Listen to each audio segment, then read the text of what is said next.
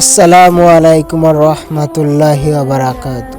প্রিয় দিনী ভাই ও বোনেরা, আপনারা সবাই কেমন আছেন?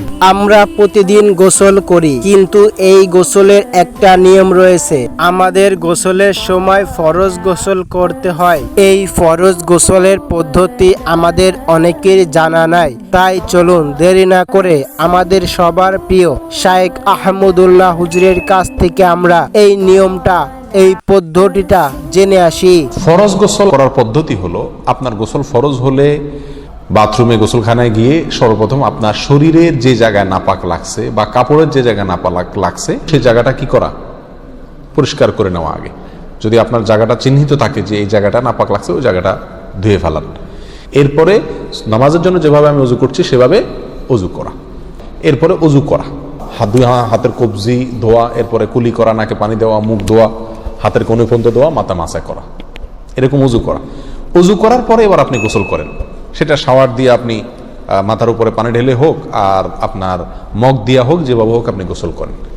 গোসল করা শেষ হয়ে গেলে, গোসল করে যখন বের হয়ে যাবেন, তখন যাওয়ার আগ দিয়া ওই যে পাও ধোয়া বাকি আছে হুজুর, যাওয়ার আগ দিয়া পায়ের ওখানে পানি ঢেলে টাকনো পর্যন্ত পাও ধুয়ে ফেললেন, বাস গোসল হয়ে গেল।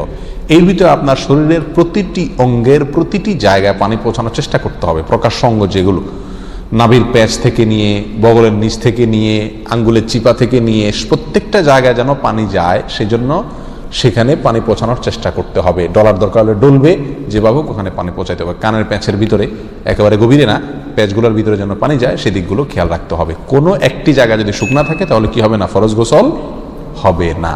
অতএব পরিপূর্ণ শরীর যাতে ধোয়া হয় সেদিকটা খেয়াল রাখতে হবে। নেল পালিশ ইত্যাদি বা কোনো রং টং ইত্যাদির কারণে যদি কোনো আবরণ থাকে শরীরের উপরে, তাহলে সেগুলো সরা নিতে হবে, তা না হলে কি হবে না, ফরজ গোসল আদায় হবে না।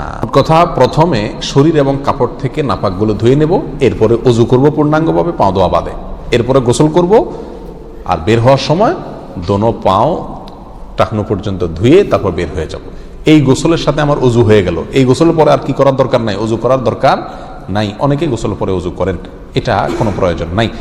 তবে কেউ যদি গোসল করা অবস্থায় তার পেশাব চলে আসে, অনেকে আছে পানির স্পর্শ লাগলে পেশাব বেশি আসে, তো গোসল করা অবস্থায় যদি তিনি পেশাব করে দেন বা অজু ভঙ্গের কোনো কারণ তার ভিতরে আসে, তার বায়ু ছাড়লেন, তাহলে তো সেক্ষেত্রে অজু যেটা শুরুতে করছিল ওইটুকু তো আর নাই। তাহলে তাকে আবার কি করতে হবে, নতুন করে গোসলের পরে অজু করতে হবে। এ হলো মোটামুটি ফরজ গোসলের পদ্ধতি।